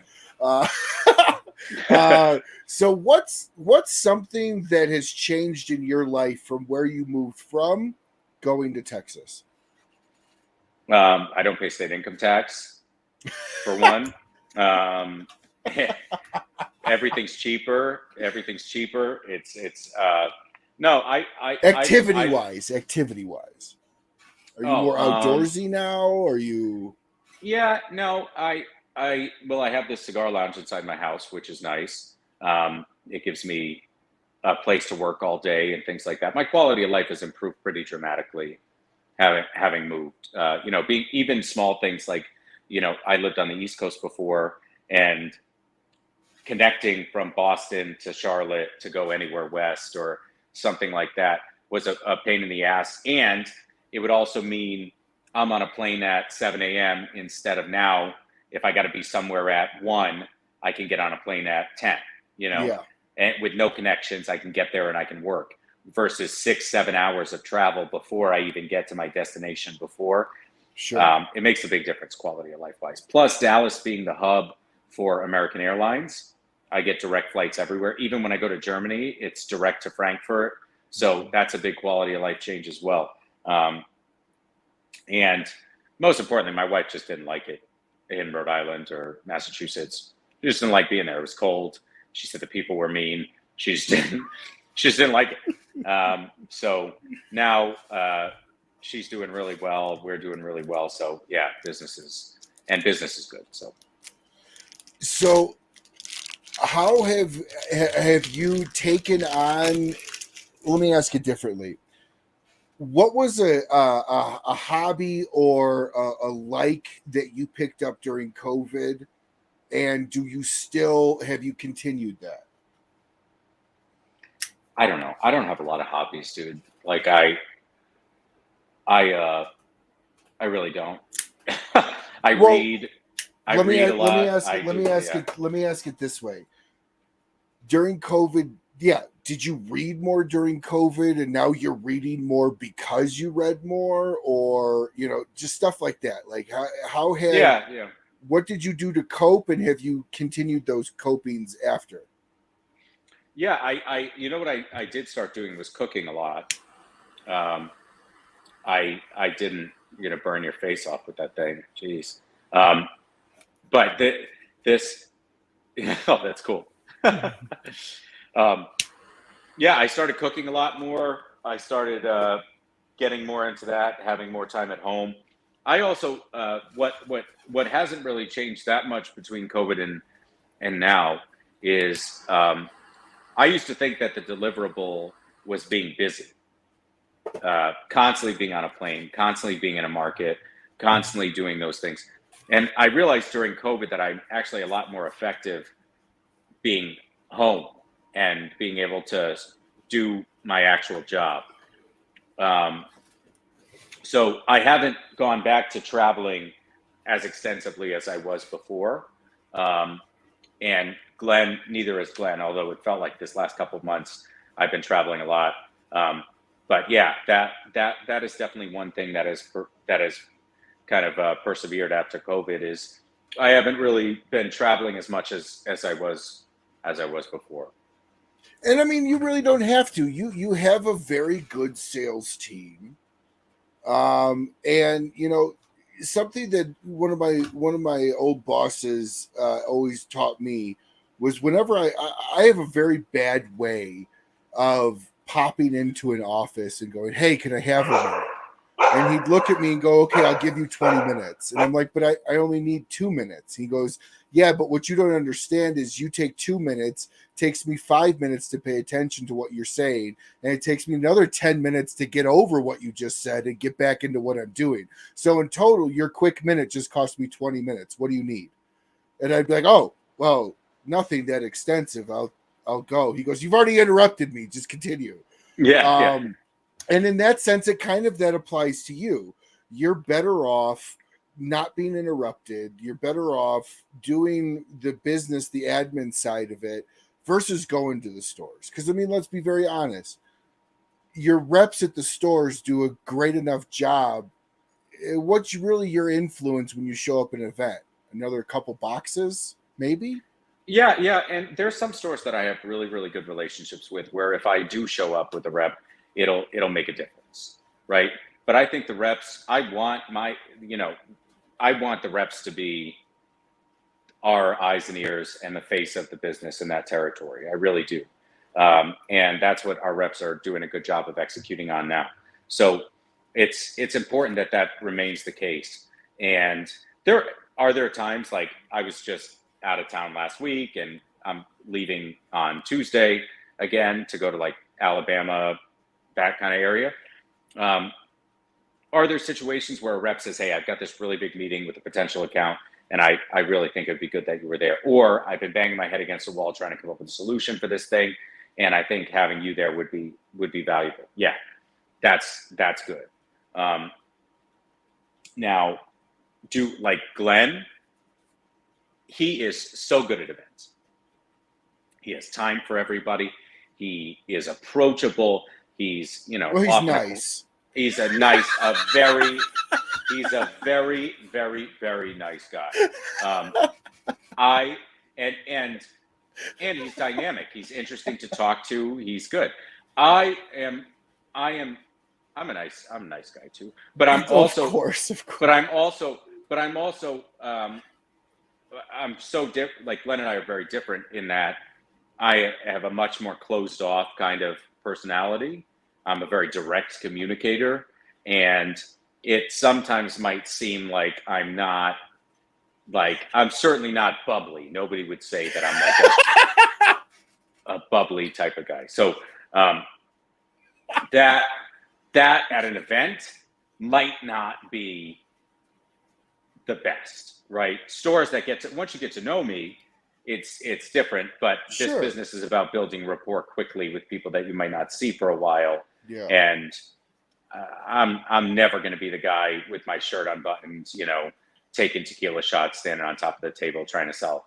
It's just that I wish I was. I truly wish that I was better like that. But my event is much different than a Glenn event or something like that, because he is just so much better at it, I think, than I am. What I'm good at is the meeting before the event. That's where I'm really effective and add the most value for my sales reps. So I'm curious, and being in sales 20 plus years, I've had managers come to the table. I've had some say, I've got it. I'll start it. I'll intro it. I'll lead it. And then I've had some managers go, I just want to be there. I don't want to say it, because next thing you know, if I say something, they're not calling you, they're calling me. And I don't want to take away from that. So what's your stance when you do go into a meeting with a rep? There are some meetings where I just know that my messaging is going to be better or more effective. And there are some meetings that we go into and I say, listen, just read the room and figure out what's going on and don't sell against me. There are other meetings where the rep has a ton of rapport with the account, and I just sit there and smoke a cigar and have a nice time and wait for the rep to broach the topic that the rep wants to accomplish. But before we go into a store with the reps, there's definitely a conversation of what do we want to achieve here and how do we think it would be best achieved, because I think a big problem with sales reps now is they show up to a store, sit down, smoke a cigar, flush your toilet, breathe your air, watch your TV, and then they say, I'll see you in 8 weeks. And they really don't accomplish anything. So I want to make sure when I'm in the market with the rep that we're achieving Sure. You know, I don't want to walk out and say, why the fuck did you bring me here? You know, I would not want to have that conversation. yeah. And that's what, you know, like if I'm not handing out stickers, I got on a plane to get here. So let's accomplish something while we're here. So it also forces the reps to be more deliberate with the way that they think about their schedule, with the way that they interact with the customers, all those things. So, yeah. So something that I've always found very interesting that's drawn me to you is we're very close, relatively in the same age, but you built a sales environment at Kristoff. You are the reason why Kristoff has the in-house team. You're responsible for that. So what 11 years ago, when there was no in-house and you were brought on, what is your mentality behind training salespeople then and now? So then it was much more about like I need a body. I need to see if this works. I've got the money right now. I have the money. In a month, I might not. So let's make sure that we're scaling responsibly to the P&L and make sure that we have a body that's going to do the job. Now it's so much more about quality. I think when I'm interviewing people, is this the kind of person I would want to do business with? And if they're not, the interview stops. If they have, like, I think the most important thing for a rep is conscientiousness. It's not like being a cool guy. It's not like it's conscientiousness. Do you answer emails? Do you answer calls? Do you get in the car at 9 a.m. on Monday and start driving to see stores and take care of your customers? Like you can't teach give a shit. You can teach routing. You can teach sales. You can teach almost anything, but you cannot teach give a shit no matter how hard you try. And that's what we try to hire for now. The team that we have gives a shit about what they're doing and wants to do a good job on their own without being excessively pressured or managed to do that. Absolutely. And I think my job is to get everything off of their plate that isn't selling cigars and taking care of their customers, so that they can just go be themselves out there on the road and be conscientious and be thoughtful and do the right things by their customers. I don't think my job, I think half is a lot, but I think half of people's job in this industry is justifying their own existence. And that's not me. If there's a time where Glenn comes to me and asks me, what am I doing today? I'm done, right? Because I'm doing the right thing, whatever that might look like. So, yeah, and I want the sales reps to have the same experience. I'm not going to call them every day. I'm not going to ask where you are. I'm not going to ask, why did you stay at this hotel? I'm not going to ask that stuff. I don't make them do expense reports. We review the Amex statement. If anything's out of line, we'll ask a question. Our CRM allows you to log into an account, check into an account with one click, and put in POs and everything from the CRM. So everything I've tried to build in the infrastructure and everything we've done in terms of company culture with Glenn and Ward is towards the end of getting everything off their plate so that we don't have to have our thumb on it all day. We can just hire good people and let them be good.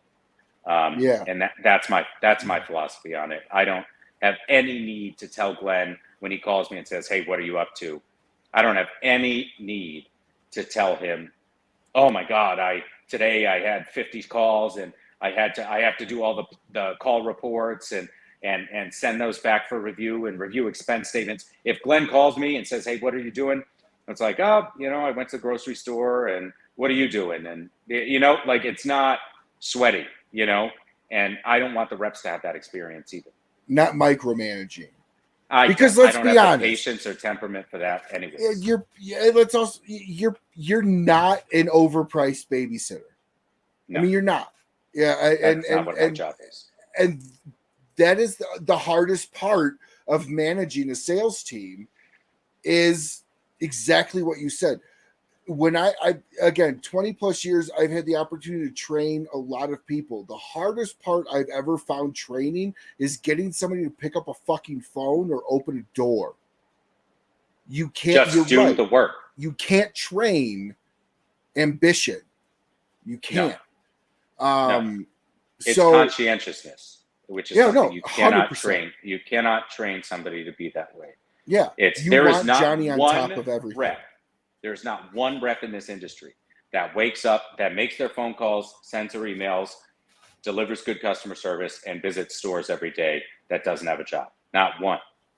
You know, and if you're sitting at home and you're like, oh, I was one of those and now I'm not doing it anymore, you're wrong. You did something wrong. You done fucked up, Ron. Something happened that made you not valuable. I can tell you the reps that I have a rep, Kevin, in the Midwest that he's been with me for 7 years. My rep on the West Coast now, he used to be my East Coast rep, Johnny Vegas, who you've met. Yep. He's been with me for 6 or 7 years. I mean, there's more. Jeff Groover in Florida has been with us for 6 or 7 years. Business don't get rid of success. No. And these are guys that wake up in the morning and do their job every day. Yeah. There have been other territories that I've turned over 5 times in the last 3 or 4 years, which sucks. I hate it. Nobody hates it more than me. I spend all this time and money investing in somebody and they don't do the right thing. But you just have to, if you're going to fail somewhere, fail quickly and cheaply. And I'd rather do that. So, yeah. You know, most people don't know this. The first conversation that I ever had with Jarrid, there was an opening in our territory. I'm sure Jarrid remembers this. And I called him and I said, hey, I want to work with you. The first thing he goes is, why? And I said, well, I really like cigars. And he goes, okay, fine. I'm going to have you on the road X amount percentage of the year. You're going to have X amount of states. You're not going to, it's going to not be glamorous like you think it is. He goes, it is tough. And after that, I told him I had started a show. And the thing I'll never forget, you said the best piece of advice I'll give you about getting into the cigar industry is build your show. It'll be a lot more fun. And then I asked you to be a sponsor the first time, and you gave me hard truths, hard facts. And then I built the show up and asked you to come aboard, and you said, I think you're ready now, and brought me on. But the one thing that I learned very quick on is I love your management style because there is no bullshit.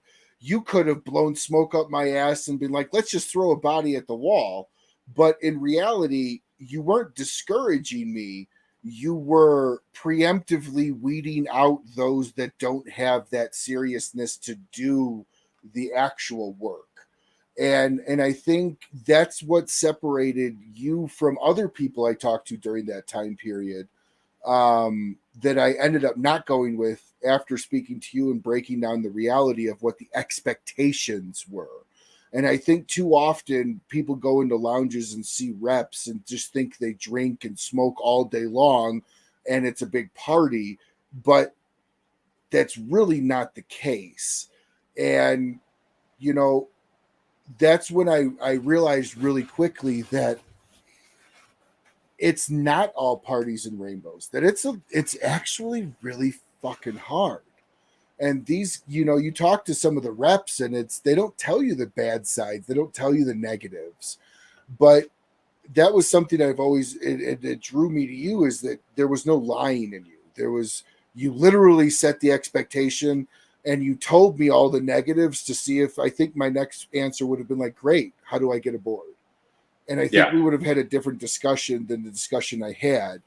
But, that's always been something I very much appreciated about you. And I've said this to you time and time again, is just that brutal honesty. So when a rep calls you and wants to complain, or this has been hard, are you therapeutic for that? Or do you listen and say, now give me a fix?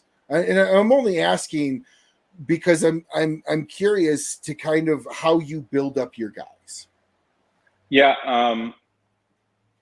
I guess if I've had that experience, like with a rep. I've had reps call me and say, you know what, like new reps, young, like, you know, excited, and they'll call you and they'll say, you know what would be good is if I didn't have this state, because it's really see, I'm serious. I'm dead serious. I've had this exact conversation. No, you're not. Oh my God.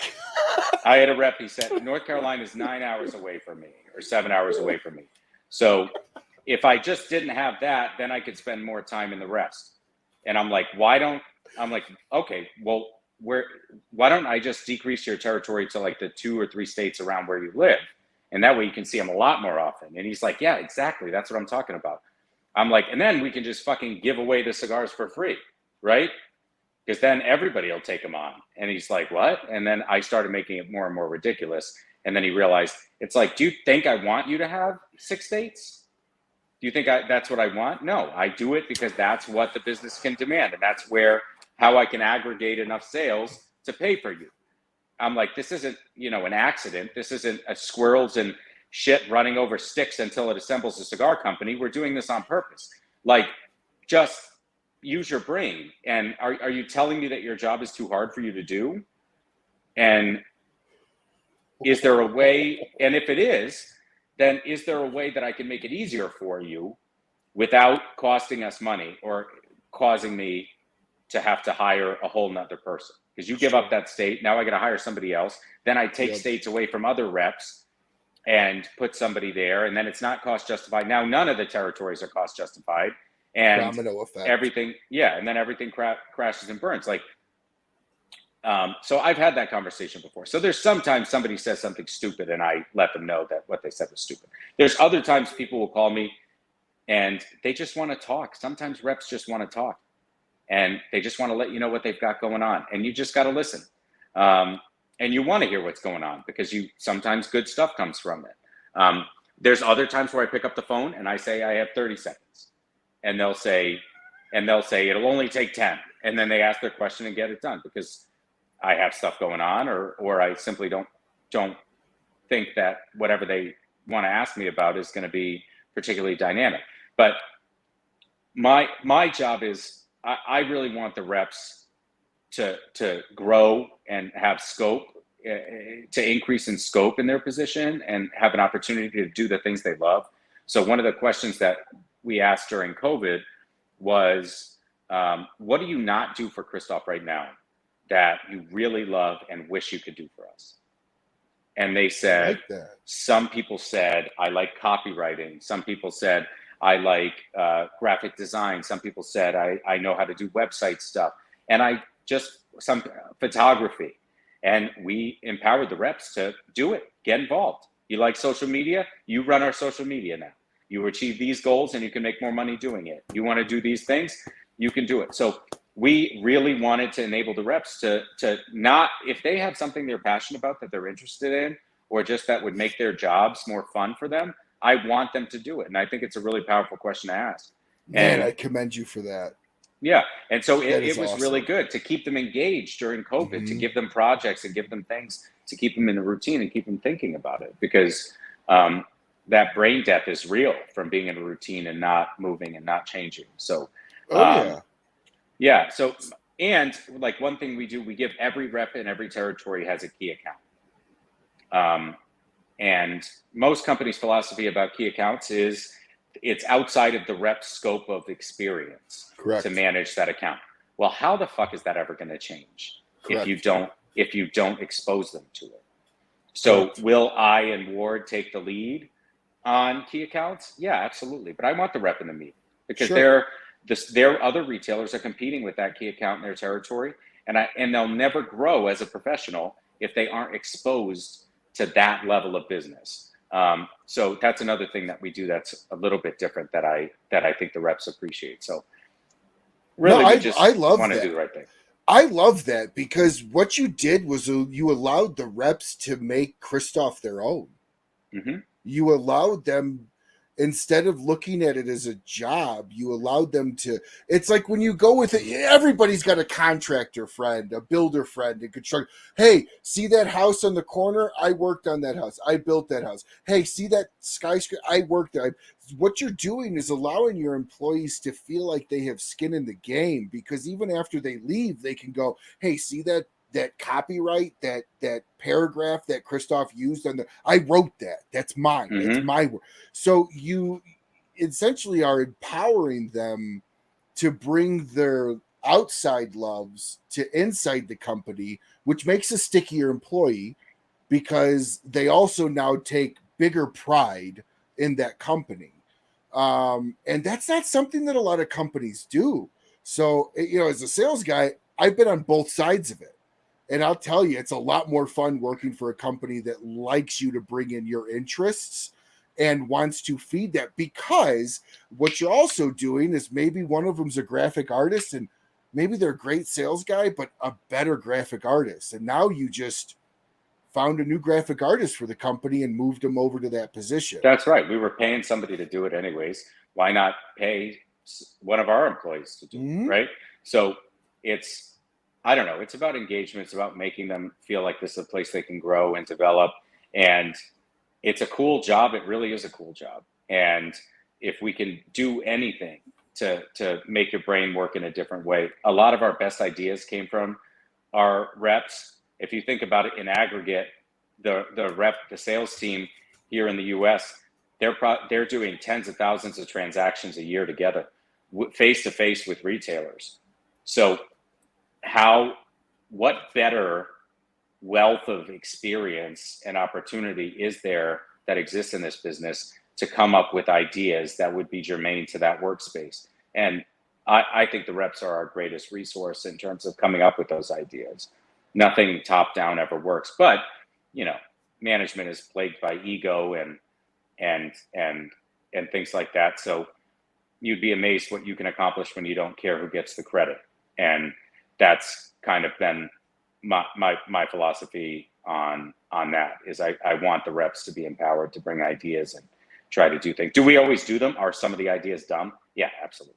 But we want to hear them, and we want you to feel part of the team.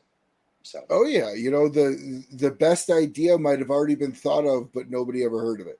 Right. And that's kind of what gets lost. So I commend you for encouraging your employees to bring their loves and their passions inside the company to build the company, because it's a stickier company, it's a stronger company. Where do you see yourself in 20 years? Still with Kristoff, with your own cigar company? Like, what are your? No, I'm not. Again, I don't retired is the answer. But I don't have any desire to start my own company or do anything like that. Glenn is young enough to where he can do this for a long time. Ward and I have been working together for 10 years now. We're great partners. We're great friends. And we all share a vision for what we want for our people and what we want for the company.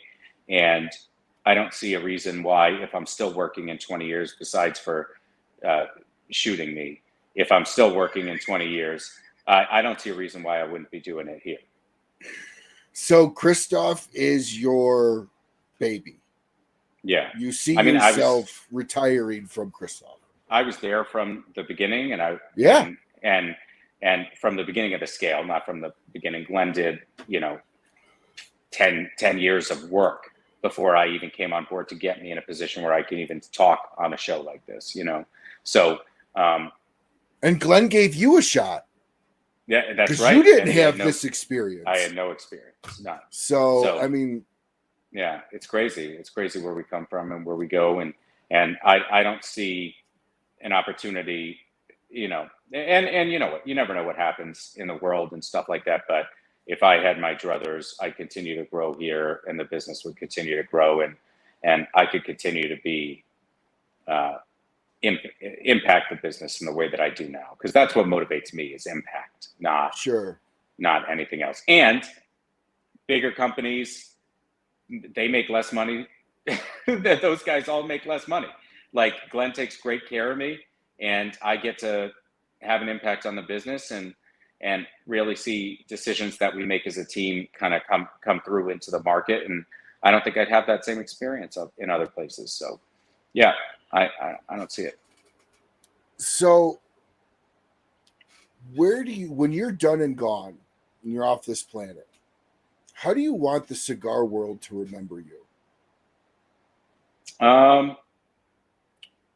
Just I think as an operator, as somebody that was good at their job, stayed good at their job for a really long time, and built good relationships and took care of the people that were important to them.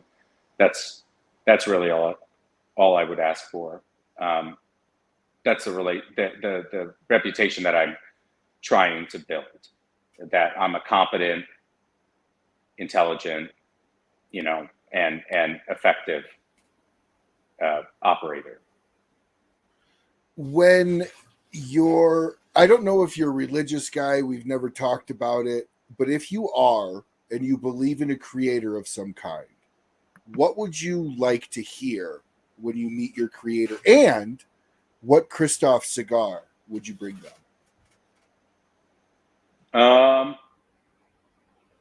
I stole that question from James Lipton on Inside the Actor Studio. It's just one that I've always really liked. Yeah, that's interesting. I haven't really thought much about that.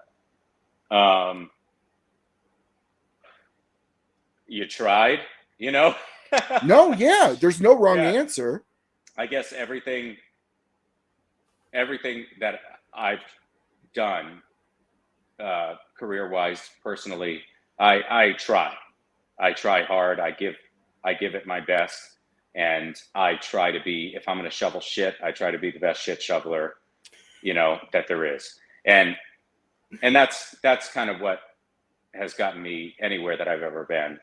And I'd like that to continue through the rest of my life, really being an effort guy and trying hard and taking ownership over my own life and responsibility for my own happiness. And cigars wise, I tell you what, I smoke those premium selections all day. I'd probably you'd bring your creator the premium selection. Okay, everybody, coming back to the story, that says a fucking lot. If you have never had their bundle, I have not, didn't know they made one. I will be looking for it now. Literally, Jarrid said he would bring the creator of whatever he believed in that premium selection. So that says how good that is. I will be looking for those for sure. So I think they do what a cigar should do best, which is they are simple, they are not stressful, they are not sweaty or nerdy. They are simply something you enjoy doing on your own time for yourself. And I think that's what, that at a price point that isn't stressed. I don't want to spend $100 on a cigar and have to look at it and have to retrohale one time every 3.5 breaths and do all these stupid things to enjoy it. A premium selection, I grab it, I use my fingernails to pull the cap off, I smoke it, and I enjoy it exactly the same way as that $100 cigar guy is. It's just he's stressed and I'm not. Sometimes old reliable is ultra reliable. That's it. Absolutely. So in here at the end of the show, tell everybody why you are so excited for Kristoff's next, obviously without going into details, but what you guys have envisioned for the next 5 years. Why are you so excited? Why should everybody care? And then we'll end the show. So what we have cooking, and you'll start seeing it with these new releases that you'll see at PCA. What we have cooking is kind of indicative of our vision for what the future is going to look like. Whether that be new packaging, whether that be new blends that are interesting that we think that the market is asking for, and our level of excitement about and around those projects, I think it's really going to extend to the retail level and the consumer level. So I'm super excited about these projects. I think they're going to look great. I think they're smoking unbelievable. I'm going to grab one after we get off here. I've got some samples that we brought back from the factory, but I could not be more excited for the next few years in terms of the stuff that we have cooking and what we're going to be able to deliver to the market. So not just projects, but branding, packaging, all these different things I think are going to be so important for the future for us. And I think the market's really going to love it. Well, I'm super excited. I think what you guys have, first off, that guardrail, holy fuck. It is I bought a 5-pack and I thought I still had one left. I did not. Still no issues with what I smoked tonight. It's the thing. It's what I love about Kristoff too, is I don't have to worry about if they're going to smoke right. I know they're going to smoke right. For one, how you guys do your rolls, you don't do the accordion, you do everything on Tabano, which to me gives for a better draw, less tightness to it. But I will say, anybody watching, if you have not had that guardrail, first off, Glenn talked about it on the show before it was even released, preemptively gave the name guardrail without saying it was the name. But my God, that is an absolutely twisted story behind the name, but in the sense of Glenn's accident. But my God, that is an absolutely knocked out of the park cigar from you guys that you guys put out. How is the world taking that one? Because that's your newest release. It's doing so well. It's doing so well. The feedback has been so positive, and that's something where, like I said, we work on supply chain issues. When we were in the Dominican Republic, we saw tons and tons of guardrail being made because that's what the market's asking for. I mean, it's really good. It's doing great. No, it's a really, really good cigar.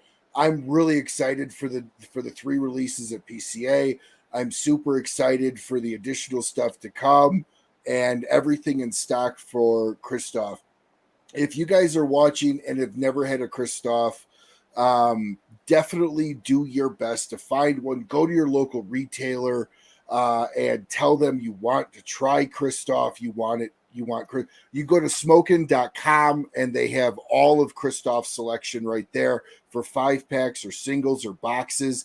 And in the description, you can see Jarrid's cell phone number. Call him and let him know of a lounge that doesn't carry, and he'll fly out there and make that happen for you. But in all seriousness, reach out to Kristoff if there's a lounge next to you that does not carry you. And I know Jarrid will have somebody there to try to do their best to put it in that lounge. Jarrid, as always, stick around for the after the show. But as always, thank you so much for coming on. Thank you very much for being a friend in the industry, and supporting me and kind of believing in the show, this platform. And I'm looking so forward to seeing everything that you guys are doing, and looking forward to smoking everything that you guys are going to be putting out. So thank you so much for coming on. Everybody, appreciate big shout outs again to all the sponsors that have come on.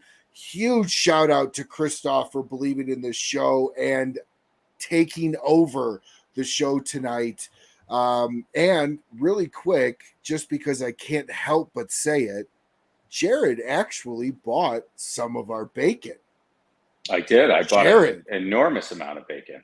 Can you tell everybody to kind of end the show a little bit about what your thoughts were about our bacon? It is so good. It is so good. Obviously, I'm not some kind of crazy person who doesn't like bacon, but I love bacon. It's not something that was like in my rotation all the time. It's not something we had in the house all the time. Now we have it in the house all the time. And my wife, she came out of the bedroom and saw I was like frantically trying to hide the 10 pounds of bacon that I bought, or however many pounds it was. And I'm trying to shrink wrap it in individual packs so it doesn't look as ridiculous and all that stuff. And she's like, why would you have bought this much bacon? And I'm like, it's really good.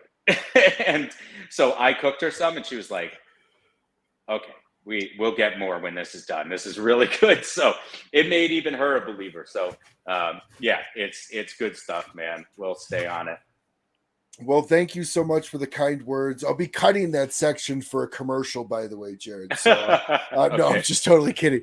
But no, honesty, Jarrid, thank you very much for supporting the show. Thank you so much for coming on. And again, thank you so much for being just unbelievably real and down to earth and just no holds barred, no beating around the bush. That's what I love about you most.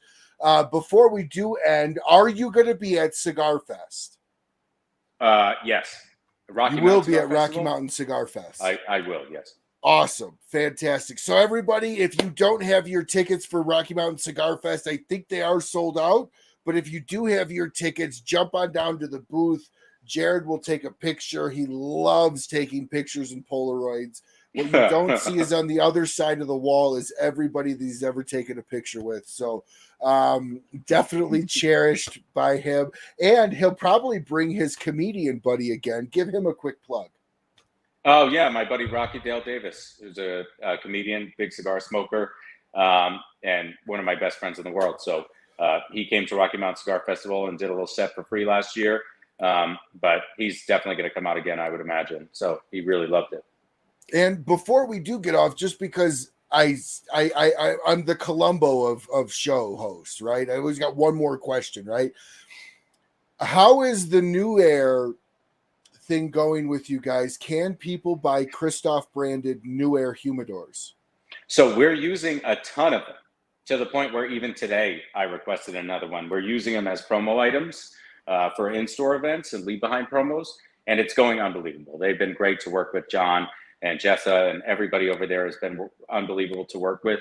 So yeah, we're super excited about that partnership. And once we get some more time under our belt and stuff like that, working with them and doing these promos, we're super excited about whatever the next steps are. So yeah, I can't say enough about them. And I use the super big one. I don't know if it's 2,000 or 1,500 1,500, yeah. Yeah, I use it every day. And every time somebody comes in here for a cigar, they're like, oh my God, what is that? Where'd you get that? And I always refer them. So yeah, it's great.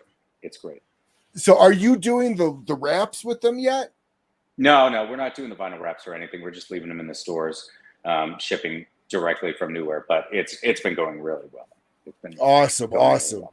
So if you guys are at an event, you might have an opportunity to get yourself a New Air humidor. Check out everything that Kristoff is doing. Check out all of their stuff going on at PCA. And if they're not in your local retailer, get on the horn. Let your retailer know you want them. Reach out to Kristoff on Facebook. Let them know that your retailer is interested, and Jarrid will do his best to get somebody there to fill that store. Get yourself a guardrail. Be on the lookout for the 3 releases and the next 5 years in Kristoff's life, because I think now that Jarrid's been there for 11 years, has his feet firmly planted, you will see a lot of great changes coming to the brand that are going to do nothing but improve the brand, improve messaging, improve quality, and everything else. So be on the lookout for everything that Kristoff is doing. Thank you so much, Jarrid, for coming on. And to everybody watching tonight, really appreciate you checking out the show tonight. And again, coming to you live from the Smoking Studios here at the Rocky Mountain Cigar Show. Have a great week. Smoke what you can. Smoke as often as you can. And have a great rest of your week. Bye, everyone. Take care.